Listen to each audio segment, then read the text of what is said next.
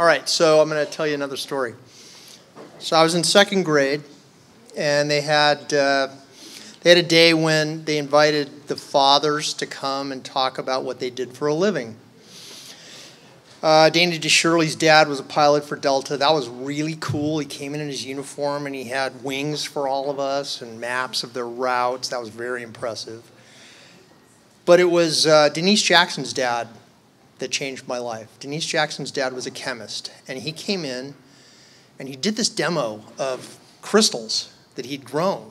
He talked about how you grow crystals, and I was blown away. I'm second grade. I don't know why that impressed me so much, but I decided, and in fact, the note that I wrote him thanking him for coming to the class, it said, "I want to be a chemist," C-E-M-I-S-T. So I'm a writer now, R-I-T-E-R. But the thing is, I got the bug, and so that Christmas I got a chemistry set and moved into the garage. And I started acquiring flasks and beakers and alcohol lamps and chemicals, and I began to experiment. And I began to learn about these amazing processes that happen when you heat things or mix things together. You combine acids and bases. And, you know, I really, really became totally into science and that whole thing. And then it occurred to me after I really started enjoying cooking, had I spent that time in the kitchen instead of in the garage? So, you know, flash forward a few years, we talk about community, right? I said family, first community. Well, I went to my first dinner party. Two friends of ours were having us over for dinner, and I was very excited about it. In fact, I was so excited I got there an hour early. I didn't realize it. Knocked on the door. Door opens. Val and Noel are standing there looking at me. I can't even explain the look on their faces. But they were like blocking my way. I wasn't being invited into the house. And they said, "You're an hour early." And I went, "Oh my God, I'm so sorry." And they looked at each other, and there was something going on. I couldn't tell what it was. And they looked back at me, and Val says, "Do you know how to make crepes?" And I said, "Yeah, I think so." Well, Noelle looked at me, and she goes, "What do you mean you think so?" And I said, "Well, I saw the Galloping Gourmet do it once on TV."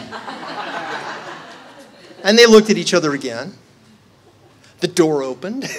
They escorted me into the kitchen where I found beef stroganoff and a bowl of crepe batter. They really had gotten to that point and thought each other knew how to make crepes. And they didn't. And honestly, I'd never made crepes in my life. But I had, in fact, seen the Galloping Gourmet do it. I used to love watching the Galloping Gourmet, right? Now it's time for short slip. That guy, amazing. It was so fun to watch him. And the reason I remember this is because his technique was to use the bottom of the pan. Not put the crepe inside the pan, but to dip the bottom of the pan in the crepe batter, flip the pan over, and put it on the burner. So I did it. A couple of crepes for test, but then they started working. And within, 20 minutes, I had a pile of crepes. They wrapped that beef stroganoff up, stuck that in the oven, and we had a hell of a dinner. Over the years, I have really realized a passion for cooking myself. I read Julia Child's cookbook, and I started experimenting with her recipes. And by experimenting, when I was in the garage with the chemistry set, I didn't really write anything down. I was doing stuff. My mom used to cook. She never had recipes. It was always different. Every time she made something, it would be different. She always just improvised. So I decided, you know what? The thing to do is to be consistent. Always follow the measurements. How much time? Make sure you keep track of all that stuff. So my technique started getting better. And I'm not a great chef, but I've made a couple of pretty good dishes that I'm pretty proud of. But I am nothing like this guy. Although, honestly, when I was reading your website today, the alchemy part, it just you know, that's what I was doing in the garage. I was learning about all this stuff. This is what happens with food when you put it in the oven, when you burn something, the caramelizing of the sugar. I love all this stuff. And so that's one of the reasons that I wanted this guy to come talk about that. Ladies and gentlemen, Chef Paul Buchanan.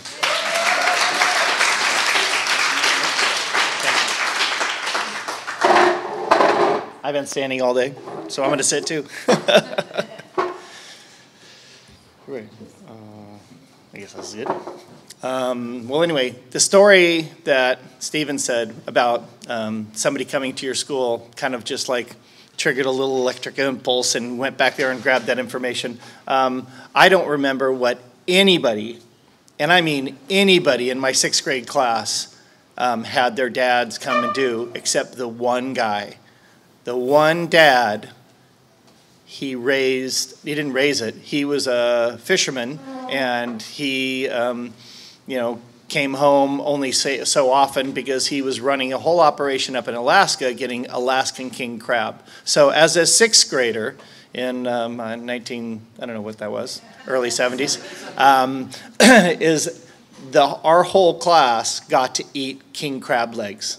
And I'm talking the best cream king crab legs you've ever had in your life, and they were like this big, and he showed us the pictures of how large they were. You know, somebody holding one up is larger than your arm span. It's pretty amazing. But to this day, I still dream about, how good that crab was. So those taste memories are something that's really strong with you. So my grandmother was probably the first person that was just like, she was the person I looked up to, because she was there every Easter. She was there every Thanksgiving. She made everything from A to Z, and she was a big influence on me. I'm supposed to be following these cards so I don't go on and on and on. So hi, I'm Chef Paul Buchanan. I have Primal Alchemy Catering, which is my company here in Long Beach.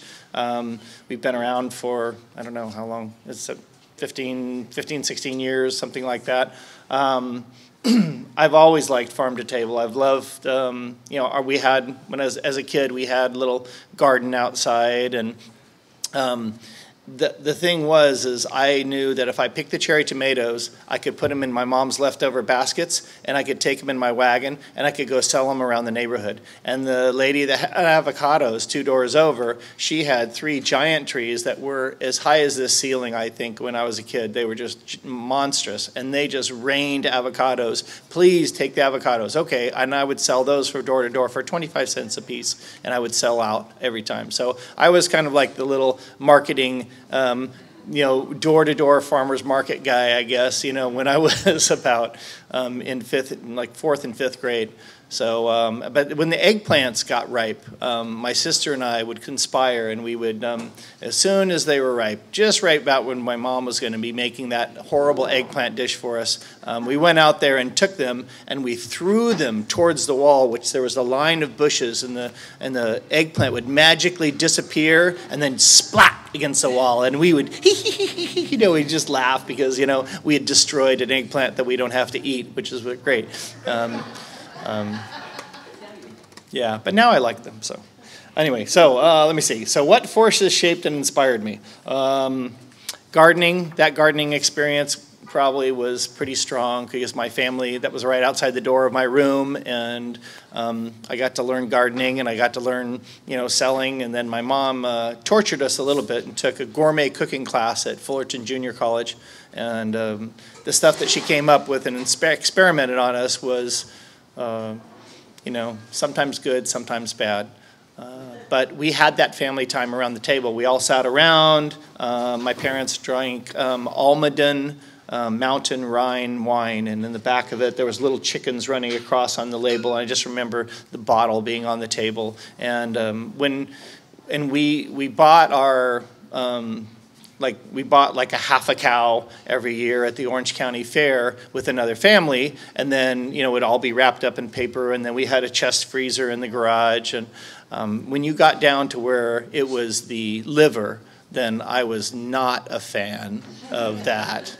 And thank God for our dog Simone, would eat it until I got caught, and then I would just cover it with enough ketchup so I could get it down. But we didn't have the onions. Maybe that was it. If I had the onions, it would have been all better. But my grandmother ate real food and had real food, and I really didn't think about the farmer's market because it was just that was the way that she had. She had always grown stuff. She put canned stuff, and she had her pantry was a true pantry where there was just, green beans put up and there was pickles put up, and it was impressive to me. But I was still just like the hamburger and pizza kid. I just wanted like a hamburger and French fries. That's all I really wanted when I was young. But it had an impression on me that lasted. I like my friends, a lot of my friends now are farmers. Sasha's my friend, I hope. I think I picked her up. I think the first time I met Sasha, and I'm not sure if this is true, but I mean, the first time I remember was like, oh yeah, some girl wants to go with you, and you're going to, I forget what I was going to, like some kind of, yes, Santa Monica Farmers Market. Yeah, but anyway, I was going up there, and he said, oh, somebody wants to go with you. I said, okay, I'll pick her up, and we'll go up there. And then we chatted on the way up, and then we talked about, the pigs and how I was interested in that and charcuterie, and, one thing led to another. But I think you took me, I saw Wrigley, or I saw that Wrigley farm, but I think that was maybe before you got the one that you have now. Yeah. Yeah. Michael Pompon? Yeah. But the collection of, my mom took me to the farmer's market when I came down here from culinary school, and I met, Pete the fish guy, and I met all the, the berry guy, and I met, all those people, Roland Tamai from Tamai Family Farms, and they became my friends, and they're still my friends today, and they're still there at the market, and so they're the ones that are, I can walk up there now, which is amazing I can just get stuff loaded in a big crate and just throw money in their till, and that's a great relationship to be able to have because they know me so well. I know how much they're going to charge for it. I know how much they're going to charge me for it, and I'm blessed with that kind of relationship of seeing that. They are not the guys. Farmers are not the guys that will email you or text you and let you know what they have. At least none of the ones that I know. They are not into that tech thing, but they can grow, they can till the dirt, and they will not always be certified organic because that is very expensive to do, but they will be doing the right thing, and I do ask them about that. Let me see. I think I should cover the Primal Alchemy name a little bit. There's a book called On Food and Cooking that I read in culinary school. And, here's a guy, it's a writer that writes about food, and it was dispelling those rumors of food that we've heard over the years. Oh, if you do this, this will be there. Oh, if you have avocados and you make guacamole and you put the seed in there, the seed will keep it from turning brown. A light bulb will do the exact same thing. If you take one of these light bulbs and you put it in guacamole and you put a seed in the guacamole, both of the things where they're keeping the air from touching the guacamole, you won't have oxidation. So I learned a lot of that, and that got me interested in that alchemy. And what he had said in there was cooking was the primal alchemy. Cooking is the first science that man ever did. And I thought, wow, if I have a restaurant someday, which I haven't yet, but I might, I will call it Primal Alchemy. And when we started the catering company so many years ago, we said, well, I'm going to call it Primal Alchemy. I know that doesn't really elicit ideas of delicious food to people, but as my beautiful wife had mentioned one time, is like, I think that name has really like kept a lot of people that we didn't want to be our customers away from us, and the people that got the idea thought, wow, that's a cool name, and then they became our customers.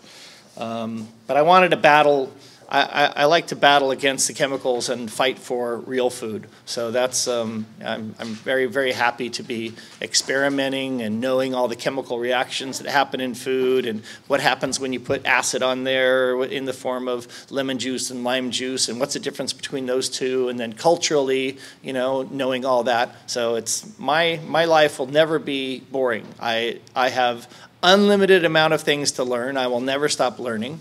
There's so many different new techniques to try every time. So I guess it's much like music. Music, you'll never learn all of it, and you can keep on going and going. How did I come to Long Beach? I graduated from culinary school. I was actually, I born and raised in Fullerton, and I went into the Air Force. after a very brief time in community college.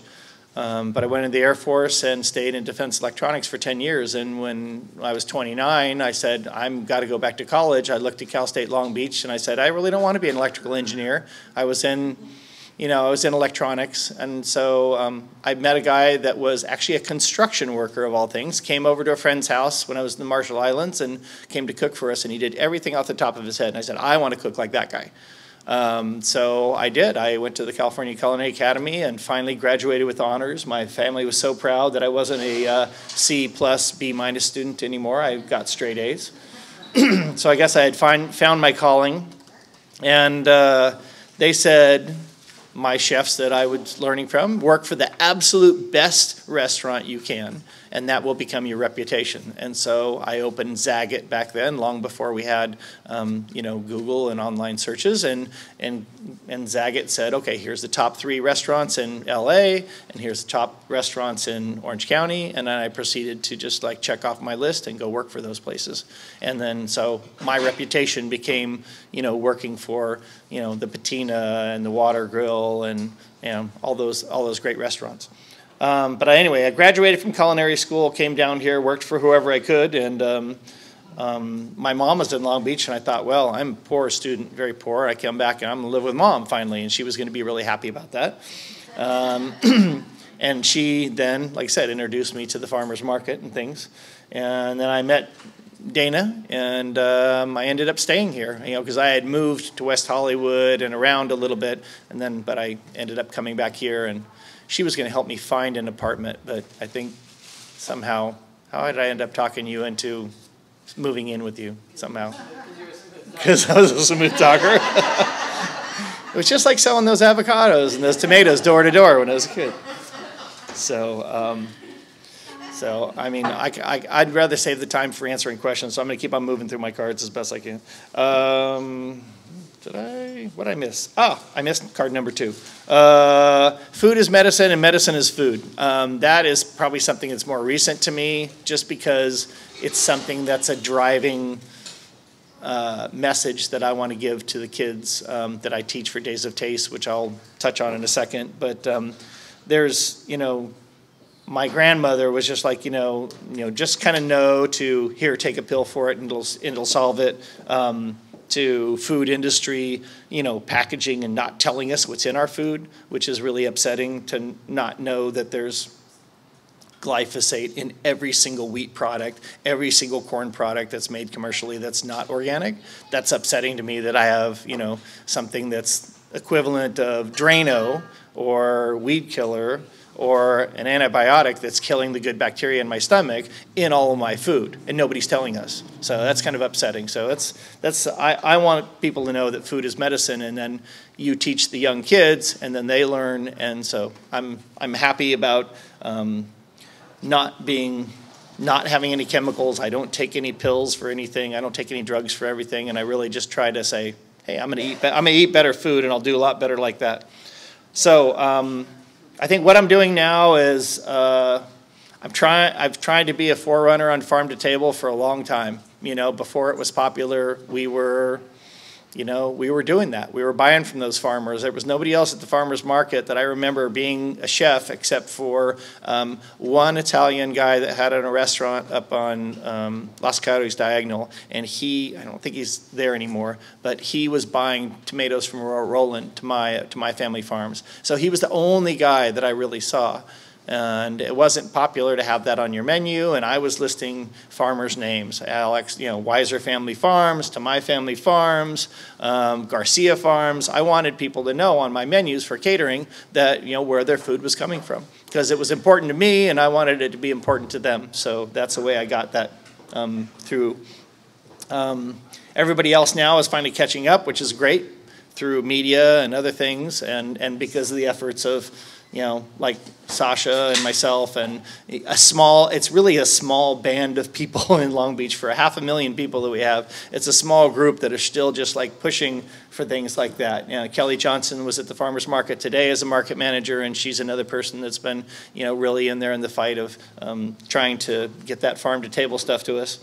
But it's a challenge because the greenwashing. You know, you'll go to a restaurant and they'll say something. I was at a huge event with hundreds of people, and I'm looking at the menu, and I'm at the convention center, and I go like, "Oh, Weiser asparagus." I said, "Wow, I know Alex Weiser." He says, "I didn't think he ever grew asparagus." I'm texting him, "Hey, Alex, you grow asparagus?" "No, why?" I showed him a picture of the menu, and he says, "Oh, that's interesting that somebody's saying that it's from your farm and you don't even grow asparagus. He never has." So that's kind of that greenwashing that we see now, because people say, "Wow, it's popular now." You know, farm to table is popular. Saying this from a certain farm is popular, and so that will help me sell more. That will help me look better. But you know, the greenwashing is something it's tough, and now how do we still keep ourselves one step ahead of that, as Primal Alchemy has been doing that for a long. How do we stay relevant? So you know, vegetarian, vegan menus that we have that are just specifically for that and catering. It took us a while to do our first website, and now we just finished our next website, and it's much more friendly on your phone, and there's a lot more information in there. It's a lot more detailed, but we're starting a whole division just for that vegan, vegetarian, and of course all of our menus are custom, so we custom make each one for every group of people, because there's always going to be somebody that is intolerant for this and not can't have this, can't have that, so we're always accommodating for that kind of thing. When the TED conference was here for the 5 years, I got a phone call out of the blue, and it was I answer my phone, "Oh, TED conference, oh, they're interested, they're going to be here and they want our food." And I said, so I hung up the phone and I tell Dana, I says, "Hey, this place, these TED guys, I don't know who they are." Said, "What do you mean? TED is like huge, it's like, it's crazy. This is like, they want us," and we weren't going after them. They found us. They found us because of what we were doing, because of our associations, because of our farm to table, from our ethics. They wanted us. And they were ruthless as far as their tasting. They wanted a tasting. It was very regimented. They were going to have 3 people there. It was going to be right at 12 o'clock. And, and here's the muckety-muck, the highest person that was doing that tasting. And they hold their cards close, and they didn't really tell us, how we did. And then they finally said, "Oh, yeah, okay, you guys can do our picnic for 1,000 people." And so that was the first year. And then, "Oh, can you do these box lunches?" And then the next year it expanded, and then the same people came to the tasting, I think, the second year. And then the third year they just sent just the underlings and said, "Oh, yeah, just go for the free food because it's going to be amazing. We already know it's good." They would call us at the end of the event and they go like, "Okay, here's our decompression meeting. It's like, how did it do? Was it good for you guys? Yeah, good for us. Okay, next year have the corn pudding again. We're done. We'll tell you what the theme is 4 months ahead of time." And that became a great relationship. So, and finally, the last year, I was able to get a lot of local Long Beach people there. Charlie Moore, I said, "Charlie Moore, I want to buy futures. I want to buy futures in vegetables." And so I bought his entire farm, and I said, "I want you to plant this, this, and this, and this, and this." We went through the seed catalog, picked it out, and for actually 5 months ahead of time, I had him grow everything that I wanted for the TED conference as much as possible. And of course, beets and carrots, no, they don't grow as fast, so I got some small ones, but of course I supplemented them from the farmer's market, but really, I mean, I had amazing radishes, I had amazing greens, and we had all these farmers and bakers and things represented at the table. So, all the fish for that was caught right off the coast, a sustainable black cod. We had blue crabs, or the little local crabs that we had for an hors d'oeuvre. I mean, everything that we had on the menu was all driven by local, seasonal, and the footprint on that salad was, a mile, 1.3 miles or something from Charlie's farm. So it was really nice to have that. Let's see. I gotta check my notes here. Okay, good. I'm almost on the last page. Food equity. What we're involved in now is more food equity schools, Long Beach Unified School District, Community gardens, we still are promoting those. We have been in our own community garden for a long time, and I'm excited about planting now because we've finally got rid of all of our kales, and we already have our tomato starters. I'm a big fan of tomatoes like you are, and I have a little competition with friends about, which varieties are the best that year, though I make soups out of a lot of them. Let's see what else. Days of Taste is a program that I've done for 18 years, and today was the second day of a 2-day program that I just finished for Fremont Elementary. I really like working with the kids. They know enough about food to have the ideas, but they're not so set in their ways that they won't change. With information from somebody they respect chefs, and you say, here's where the food comes from. I took them to the garden yesterday, and they were eating kale as fast as I could give it to them, right off the plant, just handing it to them. Can I have some? Can I have some? Can I have some? Because I was there, and they got to see it, where it comes from.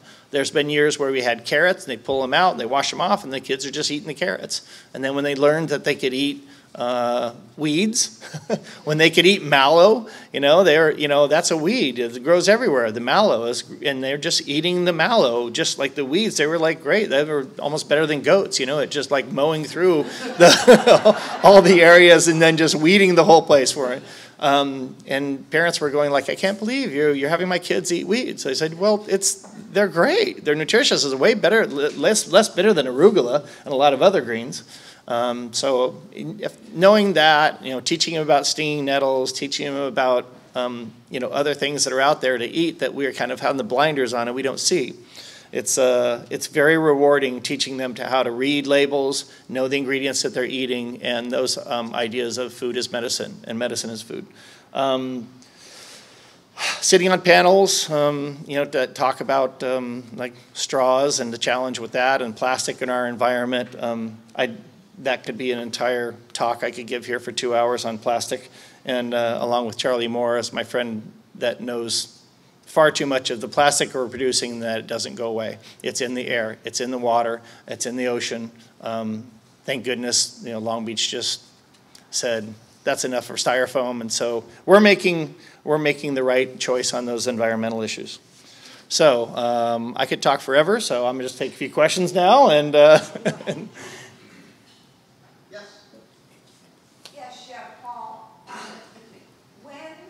What is the date of your farm-to-table dinner that is a fundraiser for the Carmelitos Housing Project Farms? It's the last Sunday of September. So we'll be announcing it next week, actually. We had to take a little while to try to make sure it didn't conflict with something else, and we had to talk to the people that were at the growing experience, to Holly that was there. But yes, we have grown that for, I think, 8 years now or something. 9th year. This will be the 9th year. And it's the best of the best as far as chefs that are there. And you will never get fed better in your life than the people that have been at that farm dinner. I'm still partnering with Randy Keller of Wine Country. Yes, we will have Randy again this year as well. So he was nice enough to pour some Prosecco and make available things. But I mean, to be on that farm where a lot of that food's growing and all the chefs really enjoy their time together, it's an amazing thing. And all the courses of food. I mean, nobody is hungry for a couple days after that because there are so many courses that come out. And like I said, it's the best of the best. So I'm looking forward to our lineup this year.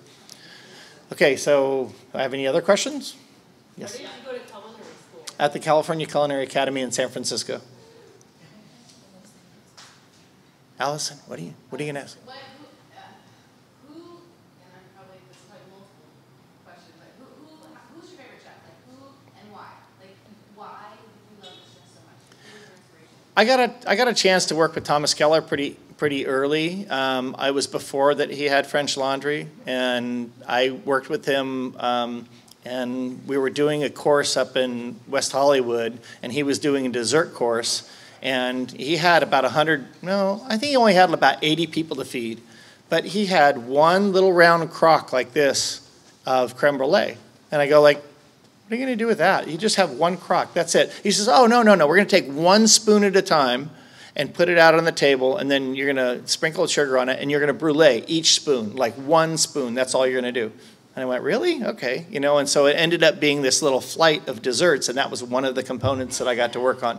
And then he was doing his little cone with the tuna and, I mean, the little cones that he'd had. So it was really nice, and I think it was Dana and I were still dating, and we went up there when we heard French Laundry had opened, and he greeted us and showed us a kitchen, and he had, the only decoration in the whole place was a one chef coat on the wall, and that was it.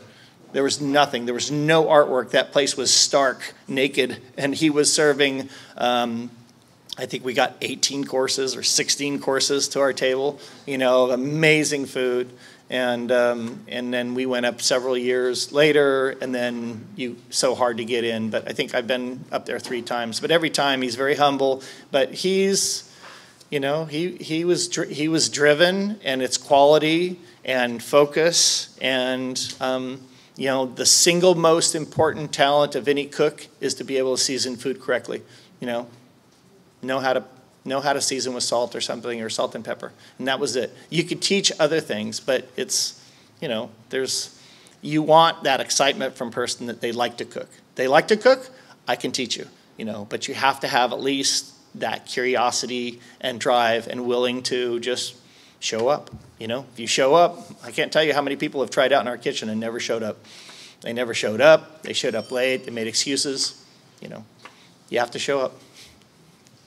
Anybody else? Yes. Are you a fan of measurements, or do you go more by taste? When you're baking, you have to follow those measurements. When you're baking, you have to follow those measurements. But really, probably 75% of cooking, maybe more, is technique. It's like once you learn that technique, that's in your back pocket, and then you're able to, you know, do something again, and then you learn how to vary it. And then in your mind, I taste everything in my brain, because I take all those taste memories and I blend them together, and I go, this goes with this, asparagus and Sauvignon Blanc. Oh, no, I'm not going to do that. So, you know, so you try to think. And I just had something today, actually at 4th and Olive. I had chocolate with rosemary and sea salt in a thin little wafer that he was using for his bacon lard, pig lard ice cream or whatever it was. So it was just an amazing combination with that chocolate and the rosemary and the salt. I hadn't really ever mixed rosemary and chocolate, dark chocolate before, but it was fun. Did you have one question too? From a business standpoint, first you had the TED conference, and so you're scaling up for 1,000 dinners for. Yeah, we did up to 2,000 at the end. That was like, Right. yeah. And then the next year, we're not coming to Long Beach anymore.